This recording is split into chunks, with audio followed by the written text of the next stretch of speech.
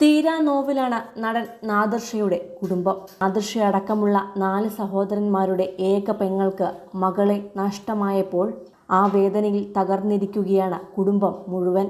ഇന്നലെയായിരുന്നു ലൈലയുടെ ഇളയ മകളുടെ ഖബറടക്കം. ഇത്രയും കാലം തങ്ങൾക്കൊപ്പം ചിരിച്ചു കളിച്ചുണ്ടായിരുന്ന പൊന്നുമോളുടെ വേർപാട് മുതിർന്നവരെ മാത്രമല്ല, അവളുടെ സമപ്രായക്കാരായ മറ്റു കുട്ടികളെയും കണ്ണീർ കടലിലേക്കാണ് തള്ളിവിട്ടിരിക്കുന്നത്. 24 വയസ്സായിരുന്നു ലൈലയുടെയും ഭർത്താവ് ഷമീറിന്റെയും ഇളയ മകൾ അലീനയുടെ പ്രായം. പഠനവും മറ്റുമായി ഇപ്പോഴും ജീവിതം ആസ്വദിച്ചിരുന്ന ആ പെൺകുട്ടിയുടെ ജീവനെടുത്തത് ഏറെക്കാലമായി അലട്ടിയിരുന്ന കരൾ രോഗമായിരുന്നു. യൂണിയൻ ട്രാൻസ്പോർട്ട് കോർപ്പറേഷൻ മാനേജിംഗ് പാർട്ണറായ ഉപ്പയും നാദിർഷയും കുടുംബക്കാരുമെല്ലാം കിട്ടാവുന്നതും പറ്റാവുന്നതുമായ സകല ചികിത്സകളും അവൾക്കായി എത്തിച്ചു നൽകിയിരുന്നു. എന്നാൽ ഒരു മാലാഖയെ പോലെ സുന്ദരിയായിരുന്ന അവളുടെ സ്വപ്നങ്ങളും ആഗ്രഹങ്ങളുമെല്ലാം പാതി വഴിയിൽ നിലച്ചതുപോലെയാണ് മരണം അലീനയെ കവർന്നെടുത്തത്.